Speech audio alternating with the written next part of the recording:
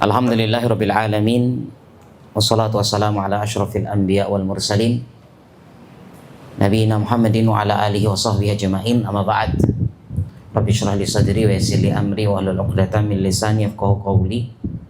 Subhanaka la ilma lana illa ma 'allamtana innaka antal alimul hakim. Allahumma inna nas'aluka ilman nafi'an wa rizqan thayyiban wa 'amalan mutaqabbala. Rabbana zidna ilma warzuqna fahma. Allahumma aftah bainana wa baina qaumina bil haqq wa anta khairul fatihin ya muqallibal qulub sabbit qulubana ala dinik wa ya musarrifal qulub sarrif qulubana an ta'atik. Allahumma inna nas'aluka al-ikhlas wal istiqamah wa husnal khatimah. Ma'asyiral muslimin, Bapak Ibu rahimakumullah. Alhamdulillah, segala puji dan syukur hanya milik Allah Azza wa Jalla. Pada kesempatan sore hari ini 19 Zulhijjah 1447 Hijriah, alhamdulillah Allah pertemukan kita di majelis ini. Semoga apa yang kita lakukan senantiasa mendapatkan keberkahan dan rahmat dari Allah Subhanahu wa taala. Yang kedua, salat ma'assalam semoga tetap terlimpah curahkan kepada junjungan kita, suri tauladan, contoh terbaik dialah Nabi besar Muhammad sallallahu alaihi wasallam serta para keluarga beliau, para sahabat dan orang-orang yang berjuang di jalannya sampai hari kiamat. Baik, jamaah rahimakumullah, kita akan bicara insyaallah mungkin membahas tentang dosa-dosa yang diazab oleh Allah, dihukum oleh Allah, disegerakan di dunia. Kalau berbicara tentang hukuman, berarti hukuman ini kan untuk orang yang melakukan kesalahan. Ya, orang yang melakukan kesalahan, maka kalau kita perhatikan di dalam syariat itu ada yang memang dihukum, ya, di dunia saja, ada yang dihukum di akhirat, ada yang dihukum dunia akhirat. Ya, satu contoh, kalau kita lihat yang dihukum di dunia atau di bahwasanya yang dihukum di akhirat, memang hukum bahwasanya Allah Azza wa Jalla memaafkan hamba-hambanya. Artinya tidak semua kesalahan yang dilakukan oleh manusia langsung dihukum oleh Allah. Ya, justru Allah mengampuni dosa kita, Allah memaafkan dosa kita, ya. Sehingga akan tetapi yang kita khawatirkan adalah yaitu bahwasanya terkadang tidak dihukum di dunia, tapi justru mendapatkan hukuman di akhirat. Dan tentu hukuman di akhirat lebih mengerikan dibandingkan dengan hukuman di dunia. Ada yang sifatnya dihukum di dunia saja, ya, seperti contoh penzina, ya, dan sebagainya, yang mereka mendapatkan hukuman di dunia, ya. Kalau mereka dihukum di dunia, maka mereka tidak mendapatkan hukuman di akhirat, ya, sebagaimana pernah yang terjadi pada seorang wanita di zaman Nabi SAW yang melakukan perzinahan, kemudian dia akui itu di hadapan Nabi SAW, yang ujungnya nanti ada yaitu hadduz zina,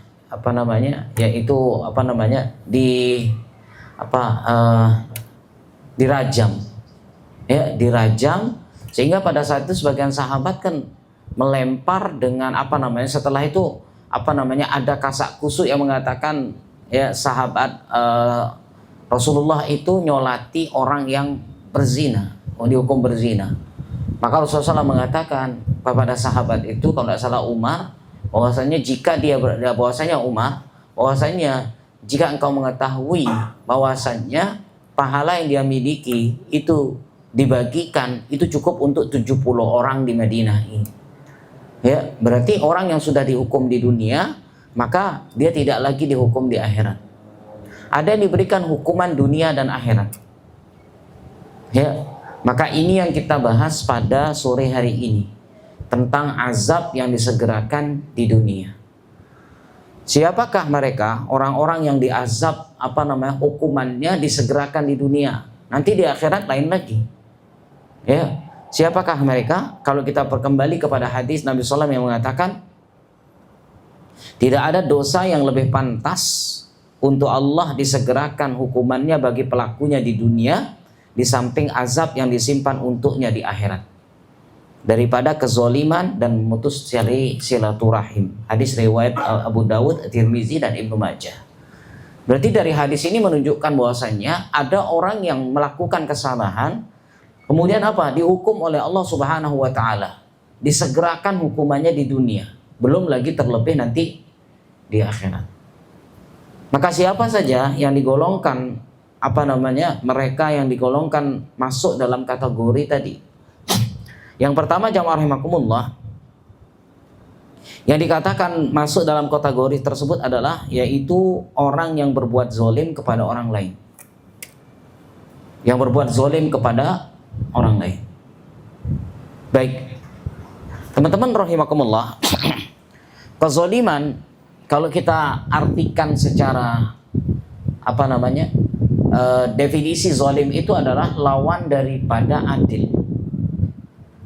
Zalim itu terkadang kita mengatakan yang hanya sebatas merampas hak orang lain, mengambil hak orang lain. Ya, menzolimi berarti ya memukulnya, kemudian merampas haknya, mencuri haknya, menipu dia. Ya, jadi zalim itu bukan hanya seperti itu. Tapi makna zalim yang sebenarnya, sebagaimana dan para ulama mengatakan, zalim itu lawannya adil. Ya, jadi ibaratnya raja ataupun penguasa, pemimpin itu hanya ada dua. Kalau dia tidak adil, maka dia zalim. Bagaimana adil itu? Adil itu adalah meletakkan sesuatu pada tempatnya. Ya, adil itu meletakkan sesuatu pada tempatnya, sehingga lawannya adalah zalim, berarti meletakkan sesuatu bukan pada tempatnya. Itu lawannya, zalim. Sehingga az-zul dalam sebuah hadis Nabi SAW, yaitu hadis qudsi, Allah Azza wa Jalla berfirman, "Inni haramtu zulma ala nafsi wa ja'altuhu muharraman bainakum fala tazalamu." Bahwasanya, ya, wahai hamba-hambaku, kata Allah Azza wa Jalla, sesungguhnya aku mengharamkan kezaliman atas diriku sendiri. Ya, aku mengharamkan atas diriku sendiri kezaliman. Ya.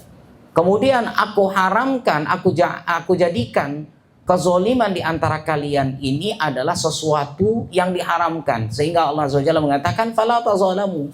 Maka dari itu jangan kalian saling zalim menzalimi. Baik, dalam hadis qudsi disampaikan Allah itu mengharamkan dirinya melakukan kezaliman. Kenapa jamaah rahimakumullah? Artinya begini, Allah Azza wa Jalla itu mampu berbuat zalim.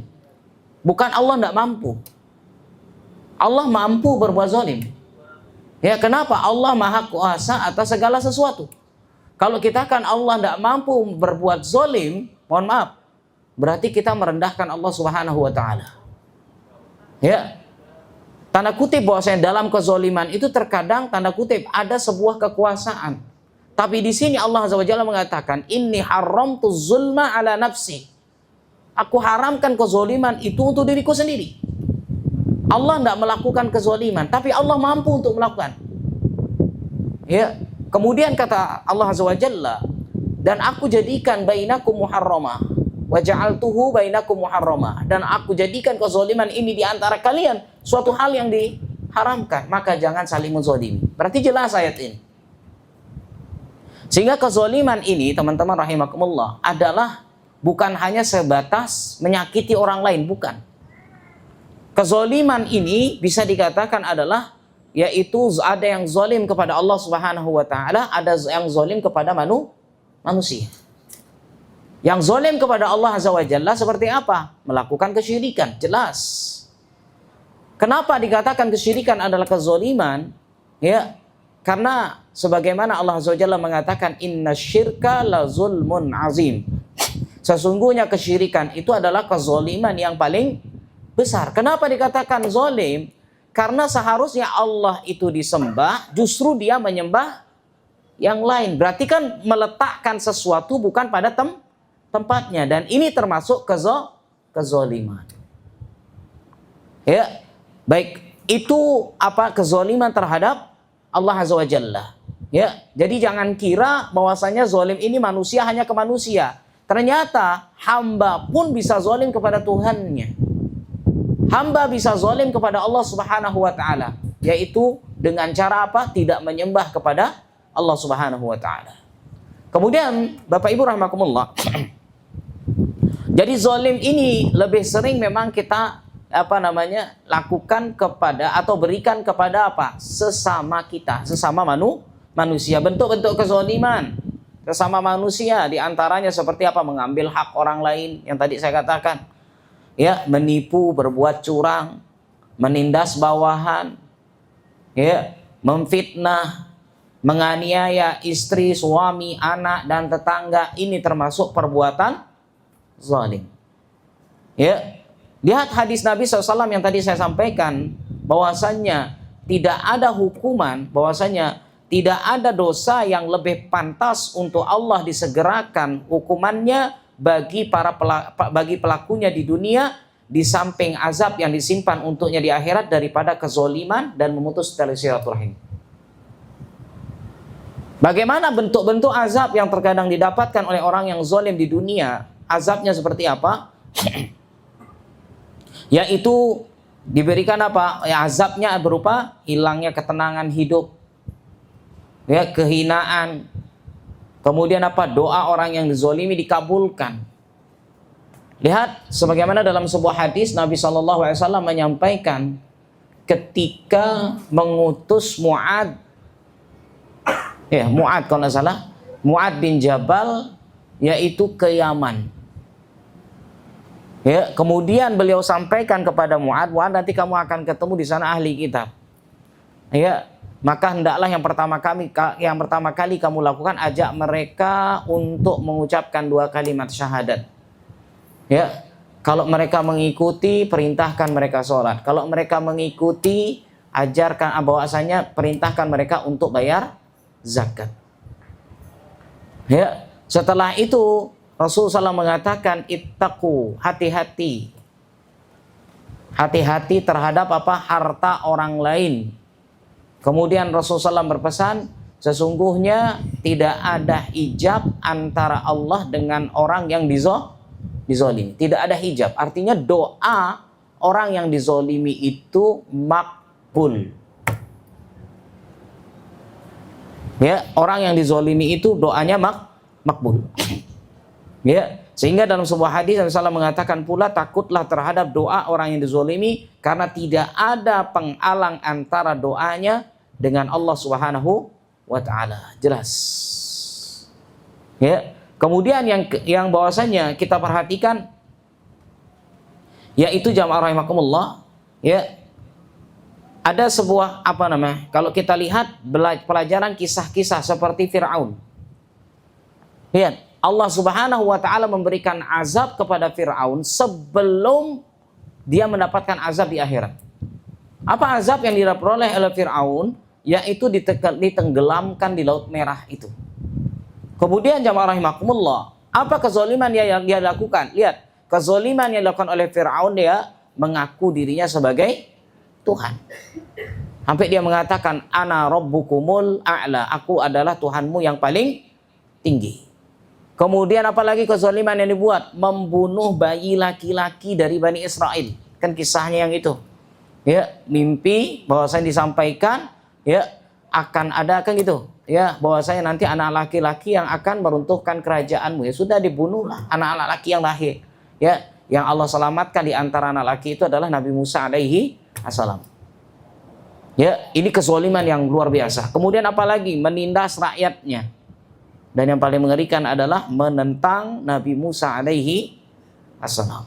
Ini kezaliman yang dilakukan oleh Fir'aun. Apa yang terjadi? Lihat, Allah menenggelamkan Fir'aun di Laut Merah. Lihat, atas dasar kesombongan inilah muncul, ya, muncul azab Allah Subhanahu wa taala. Bahkan pada saat Allah menyelamatkan Nabi Musa alaihissalam beserta Bani Israel waktu itu, ya, setelah Allah Azza wa Jalla menyelamatkan, waktu itu kan dilempar tongkat, kayu, kemudian terbelahlah lautan. Maka berjalanlah kemudian Musa alaihissalam. Kemudian Fir'aun melihat fenomena ini, kemudian dia mengatakan, lihat, laut pun istilahnya membelahkan dirinya untuk diriku. Bayangkan. Dengan pedenya Fir'aun mengatakan seperti itu. Padahal Allah yang membelah lautan itu untuk siapa? Nabi Musa alaihissalam, bukan untuk siapa? Fir'aun. Mau mati saja dia sombong. Sebentar lagi mau mati dia melakukan kesombongan. Wal iyadzubillah. Ya, itu pertama. Bahwasanya berarti yang pertama kali bahwasanya yang mendapatkan azab di dunia sebelum di akhirat adalah orang yang berbuat zalim. Kemudian jamaah rahimakumullah, yaitu bentuk-bentuk azab yang didapatkan bisa dicabut keberkahan hidupnya. Kemudian tidak ada ketenangan, hilangnya kehormatan. Bayangkan, ya, mohon maaf, orang diajak disakiti, orang disiksa, ya, orang dizolimi, saya rasa orang kalau sudah berbuat seperti itu akan di mana-mana akan banyak musuhnya. Ya, di mana-mana akan ketemu sama musuh. Makanya merasa dirinya tidak tenang. Ya, ini teman-teman rahimakumullah. Kemudian juga melakukan perbuatan zalim ini Ingat, keluarga bisa menjadi korban. Iya kan? Karena yang dimusuhi adalah kita, mungkin adalah laki-laki, tapi yang jadi korban bisa istrinya, bisa anaknya. Justru terjadi balas dendam. Lihat, ini juga termasuk bagian daripada azab di dunia. Kemudian teman-teman rahimakumullah, yang kedua, yang azabnya disegerakan di dunia adalah memutus tali silaturahim. Ya, memutus tali silaturahim. Kenapa teman-teman rahimakumullah? Sebagaimana hadis tadi yang nempel tadi. Tidak ada yang segera hukumannya disegerakan di dunia lebih daripada siapa? Yaitu yang berbuat zalim dan memutus tali silaturahim. Silaturahim ini, siapa yang silaturahim? Yang dinamakan silaturahim ini adalah yang satu rahim sama kita. Yang dinamakan silaturahim berarti adalah yang satu rahim sama kita. Satu rahim berarti ibaratnya satu nenek sama kita. Satu buyut sama kita. Sehingga nanti akan ketemulah siapa saudara, akan ketemu misan, akan ketemu mindon, bawahnya lagi. Ini dinamakan ar-rahm. Ya, maka hubungan ini harus tetap dijaga. Kenapa? Ada ancaman bagi orang yang memutus tali silaturahim. Dalam surat Muhammad, Allah Azza wa Jalla mengatakan, maka apakah sekiranya kamu berkuasa, kamu akan membuat kerusakan di muka bumi dan memutuskan hubungan kekeluargaan. Mereka itulah orang-orang yang dilaknat oleh Allah, lalu Allah Subhanahu wa taala menulikan mereka dan membutakan penglihatan mereka. Lihat, orang yang memutus tali silaturahim, kata Allah bahwasanya mereka diazab di dunia. Ya, diazab oleh Allah Subhanahu wa taala.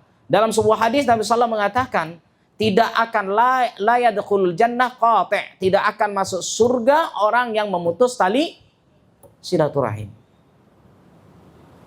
Ya. Kemudian apa? Bagaimana tentang azab yang diberikan bagi orang yang memutus tali silaturahim? Maka salah satu azabnya adalah disempitkan rezekinya. Disempitkan rezekinya. Karena sebagaimana dalam sebuah hadis disebutkan, ya, yaitu siapa yang ingin dipanjangkan umurnya, diluaskan rezekinya, maka sambunglah tali silaturahim. Maka kebalikannya adalah pemahamannya, kebalikannya ini namanya mafhumul mukhalafah dalam kaidah usul. Ya, pemahamannya secara kebalikan adalah berarti orang yang dia memutus tali silaturahim, maka itu akan mempersempit rezekinya. Ya, bisa saja mungkin selama ini teman-teman rahimakumullah, ya, kita terkadang apalagi kondisi seperti saat ini, ya, masya Allah, mana dolar naik, kebutuhan naik, ekonomi lesu, ya, mungkin kita lihat ternyata kok begini saja. Mungkin ada yang salah dari diri kita sendiri. Apa salah satunya? Terkadang kita malas menyambung tali silaturahim. Ya. Maka dari itu jamaah rahimakumullah, menguatkan tali silaturahim itu, ya, yaitu dengan caranya masing-masing. Bisa nanti datang ke sana. Kalau terlalu jauh bisa melalui telepon sekarang. Ini juga bagian tali silaturahim. Atau memberikan sebuah bantuan sosial. Ini juga namanya tali silaturahim. Bukankah dalam sebuah hadis Nabi SAW mengatakan orang yang bersedekah, berinfak kepada kepada kerabat itu kebaikannya 2. Ya, pahalanya double dibandingkan berinfak bersedekah kepada orang lain. Ya, kalau infak sama kerabat dapat pahala double. Kenapa? Pertama, infak itu sendiri, yang kedua menyambung tali silaturahim. Ya. Jadi jamaah rahimakumullah, ketika kita memiliki rezeki yang lebih, mohon maaf, jamaah jangan terlalu jauh-jauh berpikir, cari keluarga. Jadi keluarga yang berhak untuk mendapatkan bantuan kita.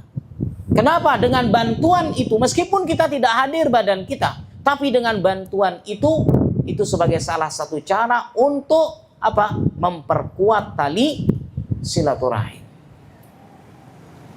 Kemudian teman-teman rahimakumullah, yaitu sebagaimana dalam kisahnya Abu Hurairah radhiyallahu taala anhu, ya, yang pernah bertanya kepada Nabi sallallahu alaihi wasallam, "Ya Rasulullah, aku mempunyai kerabat. Aku menyambung hubungan dengan mereka, tetapi mereka memutuskannya. Aku berbuat baik kepada mereka, tapi mereka berbuat buruk kepadaku." Sehingga Rasulullah SAW mengatakan begini, jika benar seperti apa yang engkau katakan itu wahai Abu Hurairah, maka seakan-akan engkau menyuapkan abu panas kepada mereka, dan Allah akan terus menolongmu selama engkau tetap seperti itu. Lihat. Ini apa maknanya jemaah rahimakumullah? Berarti menyambung tali silaturahim itu bukan berarti ketika kita dibalas dengan keburukan lalu putuskan. Bukan itu maksudnya. Ya kan, terkadang kita menyambung tapi yang itu tetap malah masih memutuskan. Kita sudah mau baik sama dia tapi dia malah berbuat buruk kepada kita. Apakah kemudian kita berhenti? Bukan itu silaturahim. Tapi tali silaturahim yang benar itu adalah ketika ada yang memutuskan, Anda menyambungkan. Itu baru namanya menyambung silaturahim. Dan ini yang sulit. Kenapa? Karena manusia punya ego. Ya, manusia itu memikirkan dirinya sendiri. Kadang ya, mohon maaf, saya punya saya punya kehormatan, saya punya wibawa sendiri. Tidak bisa begitu jamaah. Ya, jadi silaturahim itu bukan berarti hanya sekedar ya sudah salaman begitu, tidak. Tapi bagaimana ada yang memutus, maka kita menyambungkan. Ini baru namanya menyambung tali silaturahim. Ya, kalaupun ada nanti yang kita ajak baikan, yang kita ajak damai, tapi dia tetap memutuskan, apakah kita terima? Ya sudah, kalau begitu kita ndak usah ndak usah berkeluarga lagi, ndak ada hubungan lagi sama kita, kita putus ya. Kita kemudian menerima, ya sudah kalau gitu putus. Ini kena kita. Justru tetap harus disambungkan, meskipun memang ini merasa berat. Saya rasa berat. Ya, dan sekalian kebanyakan yang membuat tali silaturahim ini menjadi putus di antara sebab-sebabnya apa itu? Terkadang perebutan warisan. Zaman sekarang banyak. Berapa jamaah yang datang ke kami, ya begitu dah. Orang sudah mendapatkan sesuai haknya, saudaranya yang lain tidak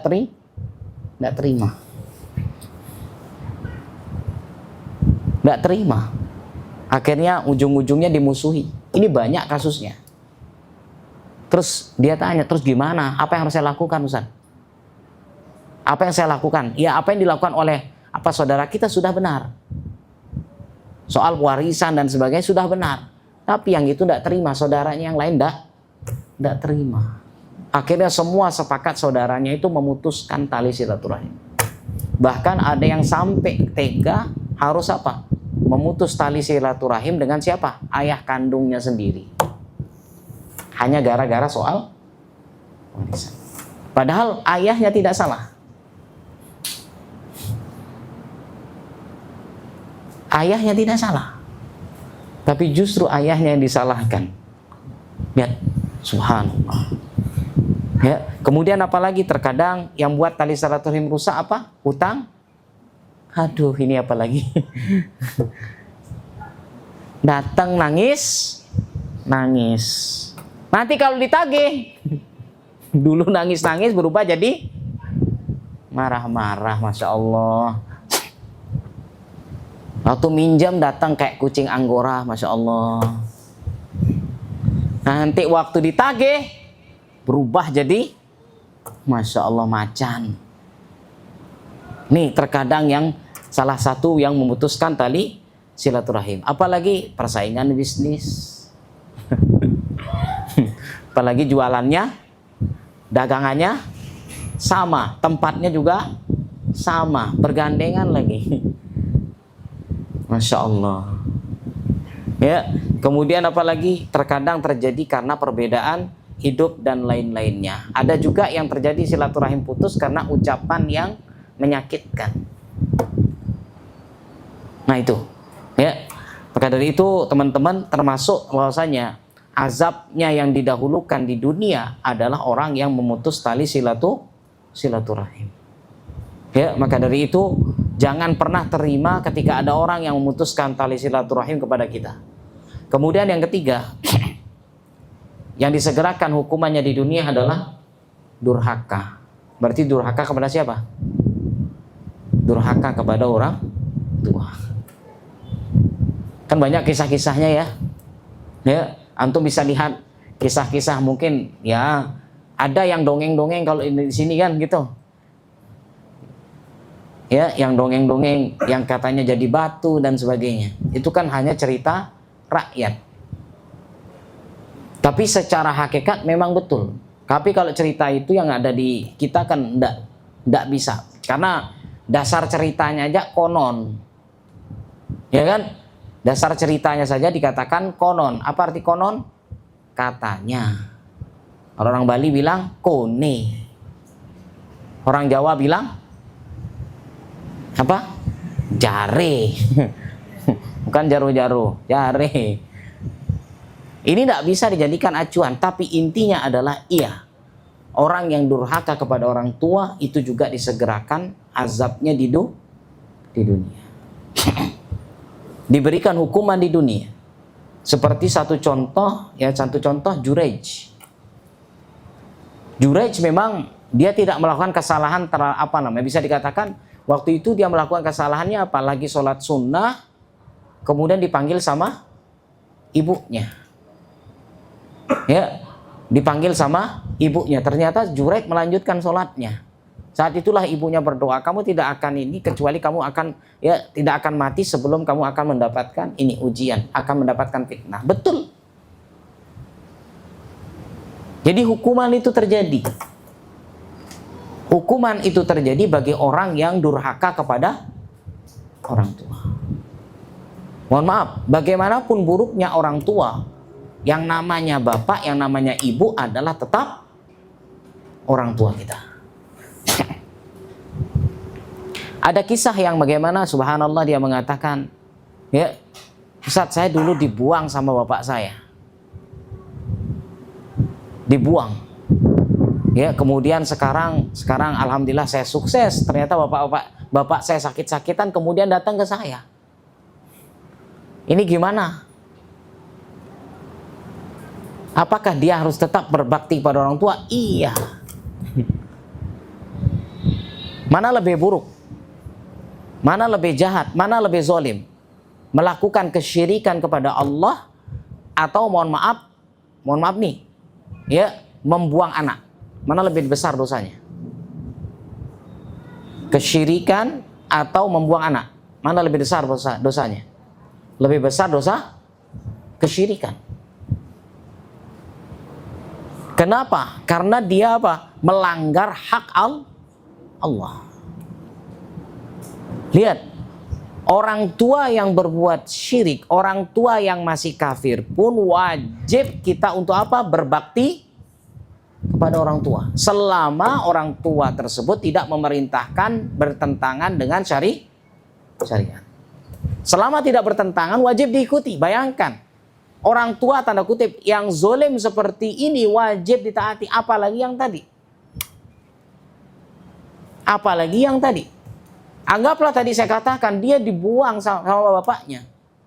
Sejak bayi sudah dititipkan ke orang lain. Tapi ketika sukses baru kami dicari. Terus bagaimana? Tidak ada lain. Dia tetap adalah sebagai orang tua. Kalau dia adalah anak perempuan, tetap itu adalah sebagai walinya. Saya rasa tentu ada rasa sakit hati bagi sang anak. Tapi tidak boleh juga. Ya, tetap itu adalah sebagai orang tuanya. Kemudian jamaah rahimakumullah, yaitu menyakiti orang tua. Bisa dengan bentuk apa? Membentaknya, ya, meninggikan suara, meremehkan nasihatnya, ya, membuat mereka menjadi menangis, ya, kemudian tidak memperhatikan kebutuhan, mengabaikan mereka dan sebagainya. Ingat, setinggi-tingginya sekolah kita, pendidikan kita, tetap di hadapan orang tua kita adalah tetap anaknya. Meskipun orang tua kita, mohon maaf, tidak lulus SD, kita profesor. Anaknya profesor. Ya, walaupun dengan tingkatan tinggi pendidikannya tersebut, dia tetap seorang anak. Dia wajib tetap berbakti kepada orang tuanya. Ingat, kesuksesan sang anak bisa sampai sekolah tinggi, ingatlah, di balik itu semua ada doa orang tua yang tulus. Kalau orang tua berdoa buruk, terjadi. Kayaknya antum mungkin sudah sering saya rasa sudah dengar bagaimana Syekh Abdurrahman As-Sudais, Imam Masjidil Haram. Ibunya marah-marah, tapi kan tidak keluar kata kotor. Tapi beliau ibunya hanya mengatakan besok mudah-mudahan kamu jadi imam besar. Keselnya orang tua, ya, marahnya orang tua dengan berdoa kebaikan untuk sang anaknya. Bisa kita begitu? Wah, enggak. Kayaknya binatang semua keluar. Menunjukkan itulah doa orang tua. Ya, makanya wajarlah kenapa hukuman bagi orang yang yang durhaka kepada orang tua itu didahulukan di dunia.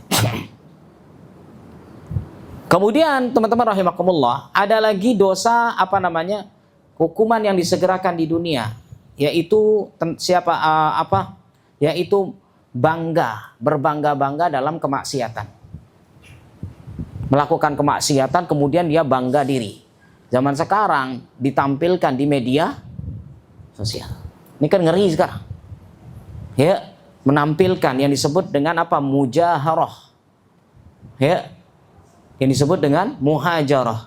Maka dalam sebuah hadis Nabi SAW pernah mengatakan, setiap umatku akan mendapatkan ampunan kecuali orang-orang yang berbuat dosa secara terang-terangan, atau dinamakan dengan mujahirun.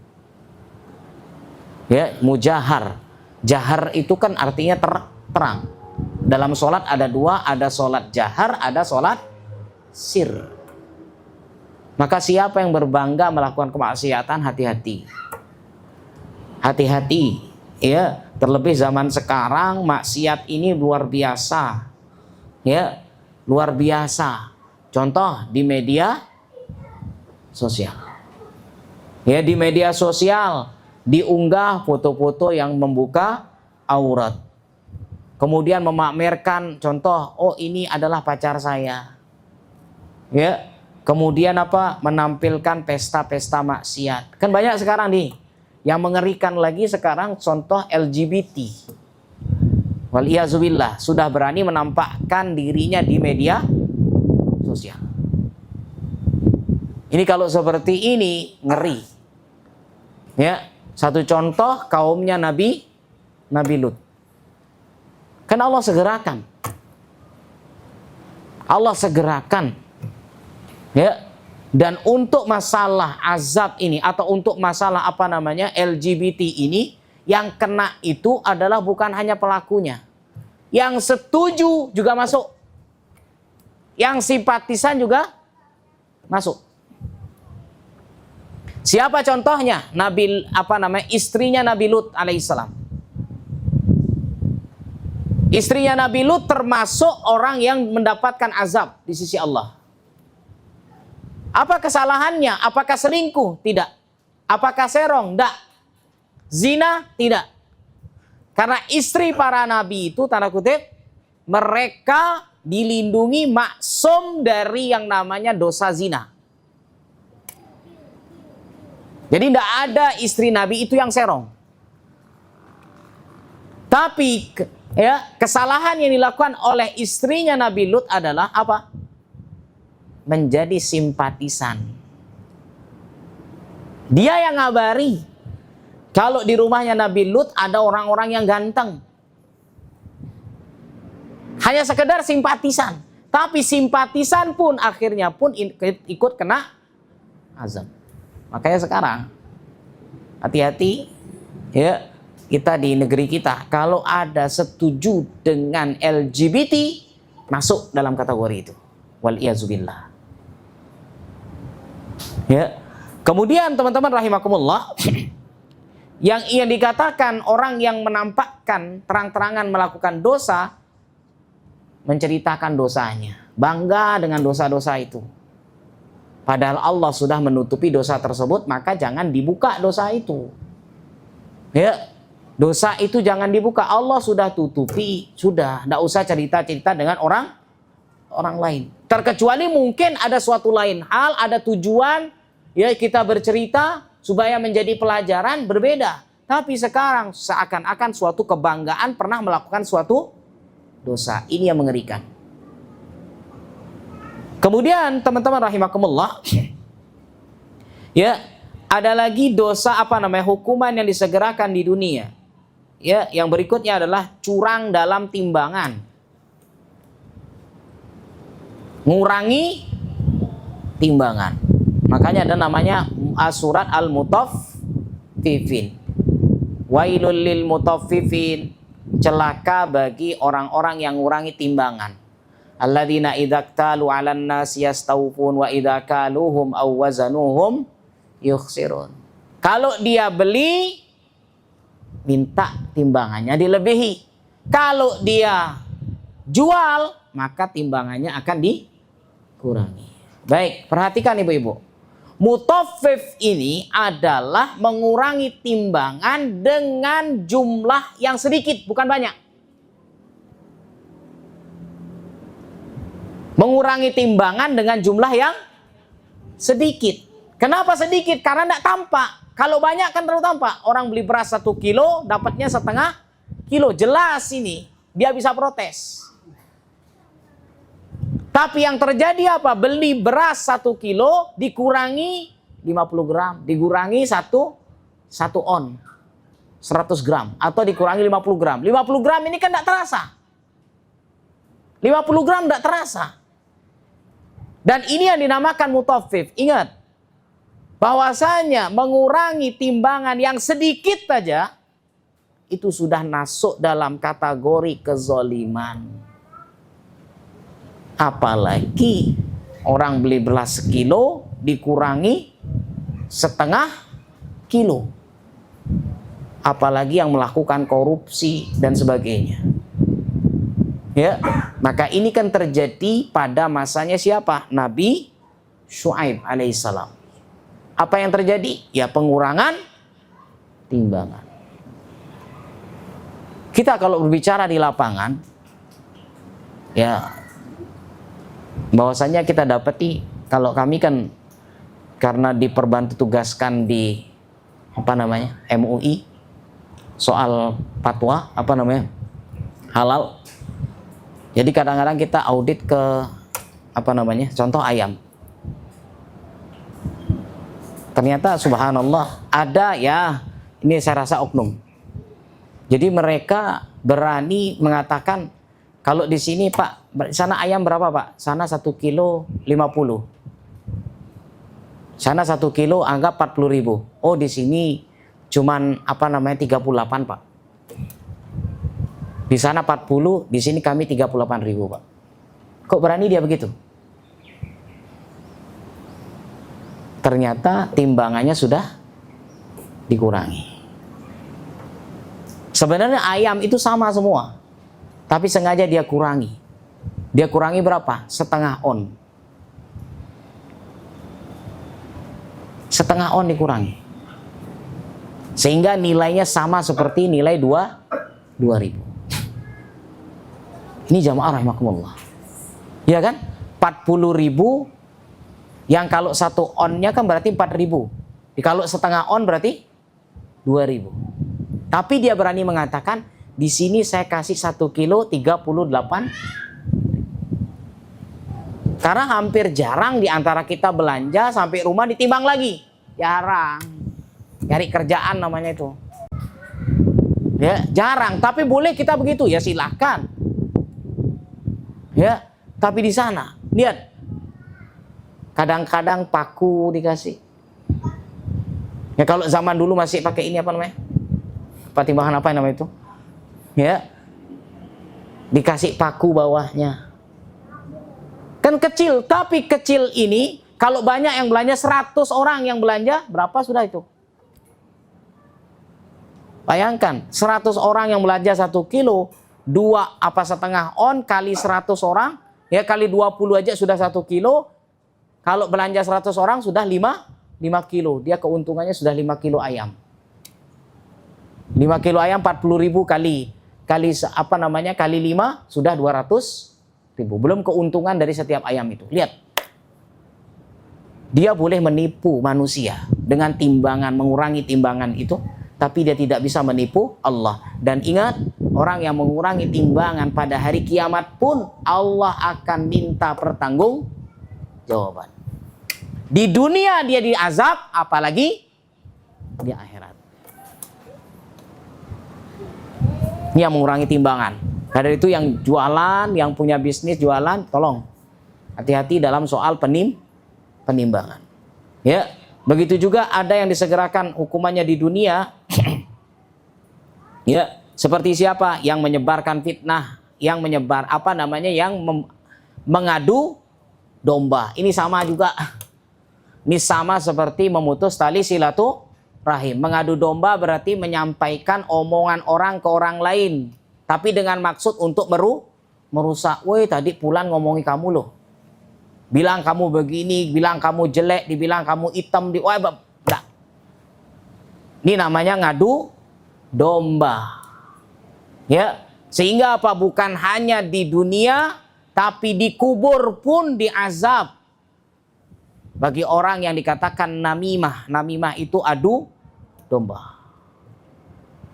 Ya. Kemudian ada lagi, yaitu siapa yang disegerakan hukumannya di dunia, ya, di antaranya pula zina, waliyazubillah. Zina juga termasuk orang yang disegerakan hukumannya di dunia. Ya, kemudian nanti ya, berikutnya ada lagi siapa? Sumpah palsu, dusta. Orang yang bersumpah palsu, dusta, ini juga. Ya, kenapa teman-teman rahimakumullah? Karena memang zaman sekarang orang tidak dimintai sumpah malah bersumpah. Dan sekarang orang bersumpah untuk sesuatu yang kecil, bukan sesuatu yang besar. Dan memang yang paling banyak bersumpah tanda kutip dalam sebuah hadis memang disebutkan, ya maknanya adalah para pedagang. Demi Allah nih segini harganya. Nih kau tak kasih segini nih. Kau ente tak kasih segini.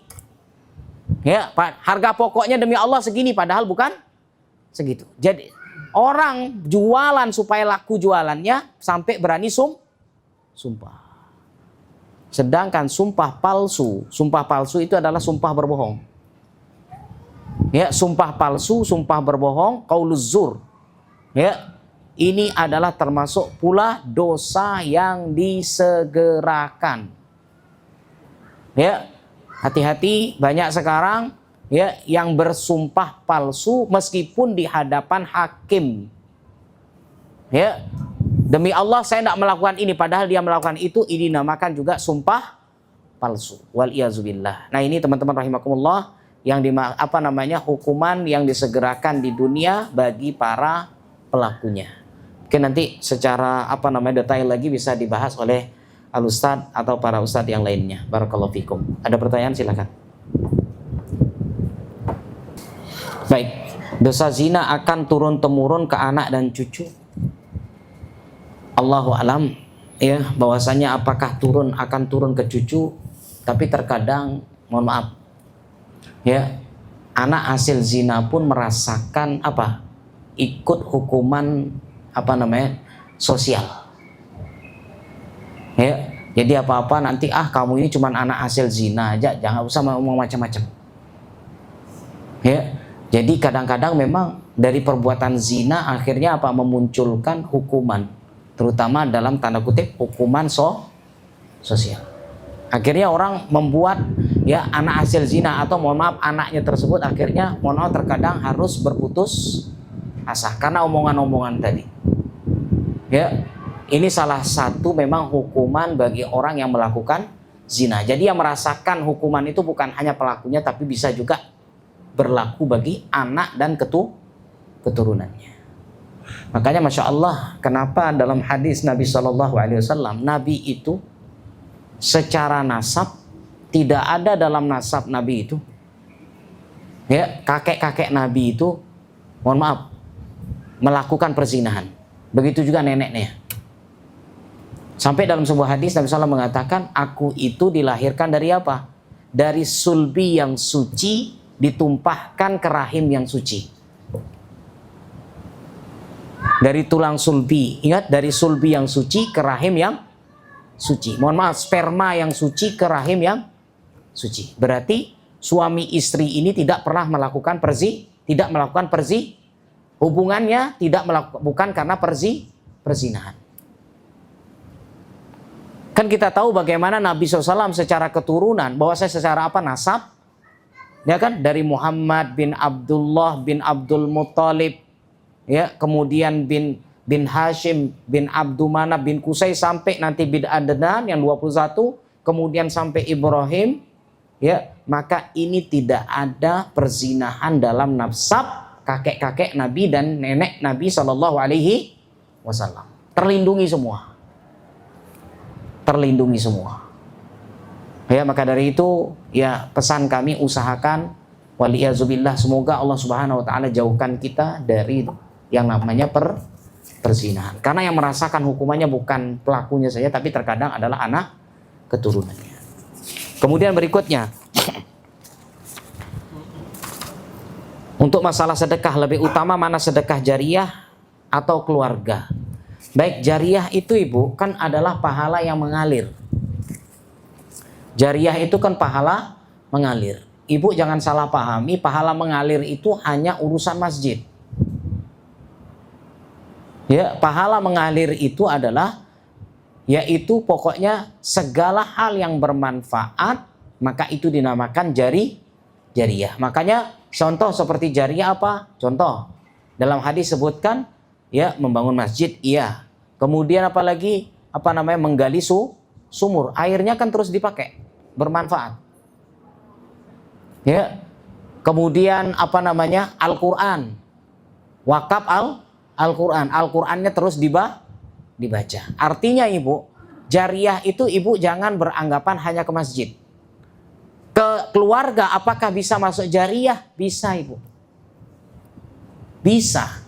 Satu contoh, ternyata apa? Oh, di keluarga itu tidak ada air, ya sudah bangunkan sumur.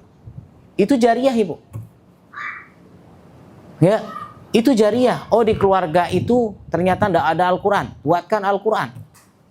Oh, di Al-Quran itu keluarga itu mohon maaf, kalau sholat bajunya baju gitu aja, baju kaos dan sebagainya, beliin dia baju gamis, baju untuk sholat. Ketika dipakai maka itu juga bernilai jariah. Ya, jangan mohon maaf sempitkan makna jariah hanya urusan masjid. Padahal jariah itu segala hal yang bermanfaat. Atau mungkin contoh, ternyata rumah saudara kita rusak.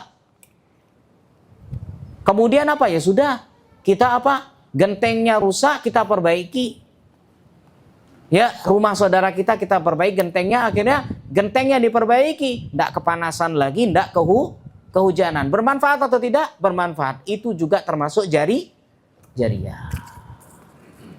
Seperti itu. Allahu alam.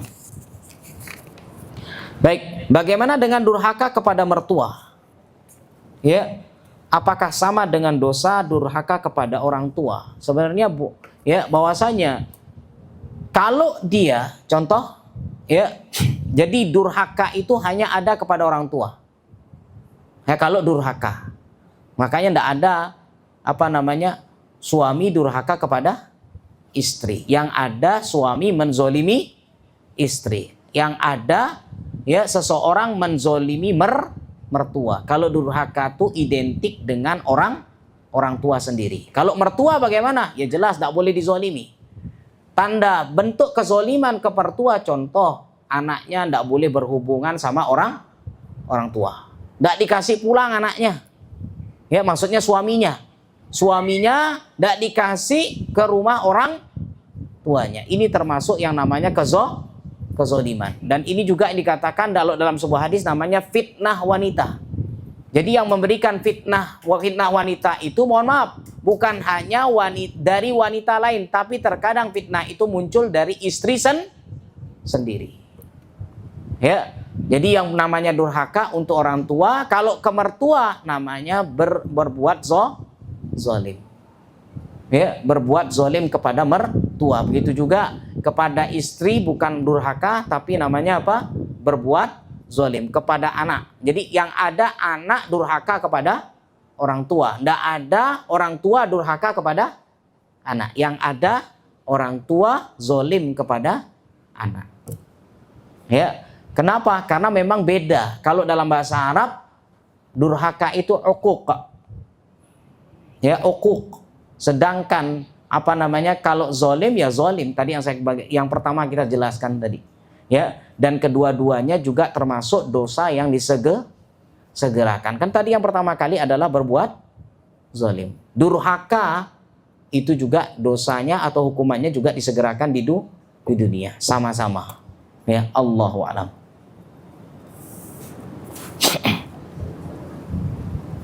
Ya.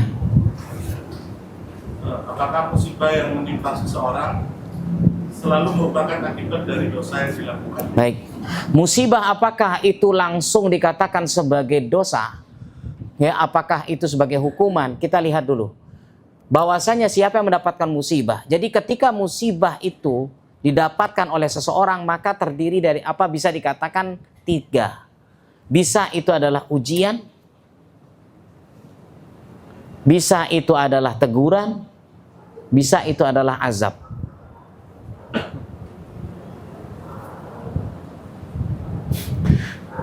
Contoh sebuah musibah yang terjadi pada siapa? Nabi, siapa namanya? Yang sakit lama itu? Ayub ya?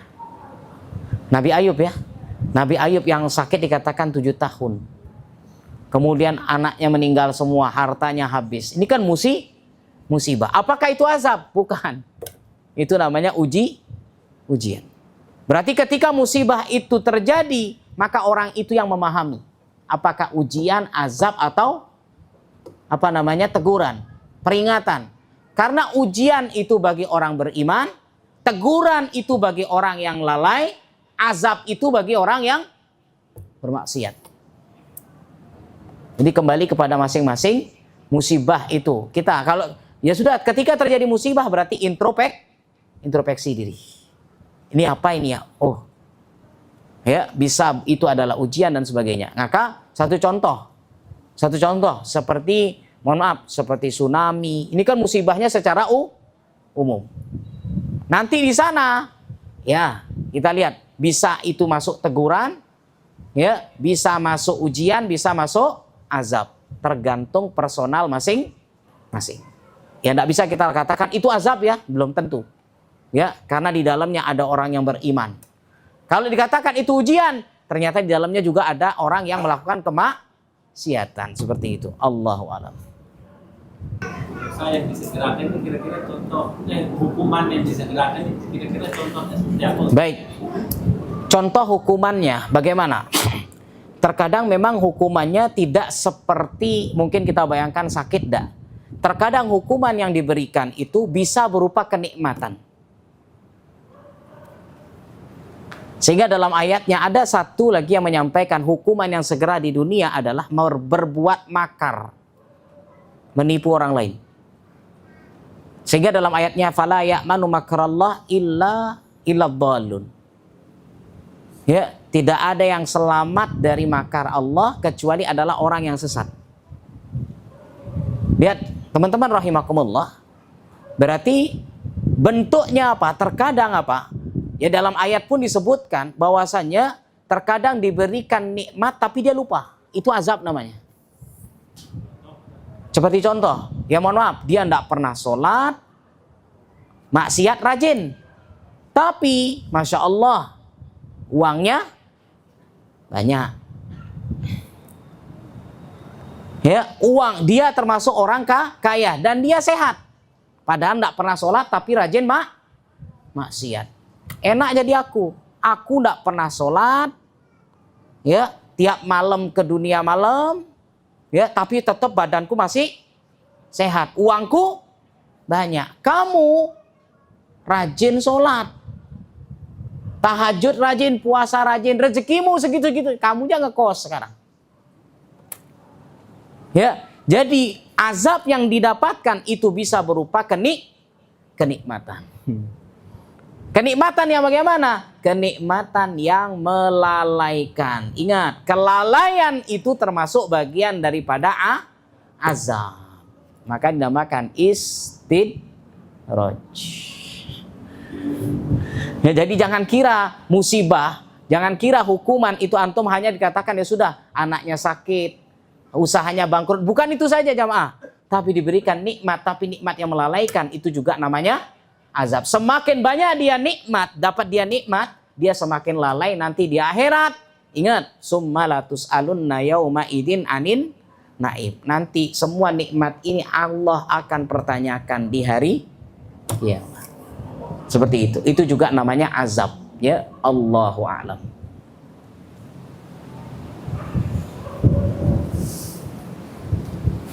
Ada lagi?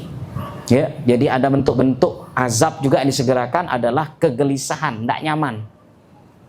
Ya, tidak nyaman, gelisah, khawatir itu juga termasuk bagian daripada azab yang disegerakan. Seperti itu. Ya, seperti contoh saya katakan tadi, orang menzolimi orang lain. Akhirnya apa? Timbul rasa khawatir, kemana-mana merasa tidak nyaman. Saya karena merasa diri punya banyak musuh. Itu juga bagian daripada azab. Ya, Allahu a'lam. Baik, itu saja saya rasa pada sore hari ini. Mudah-mudahan ada manfaatnya untuk kita semuanya. Jazakumullah khairan atas perhatiannya. Mohon maaf atas segala kekurangan. Kita akhiri subhanakallah bihamdika asyhadu an la ilaha illa anta astaghfiruka wa atubu ilaik. Assalamualaikum warahmatullahi wabarakatuh.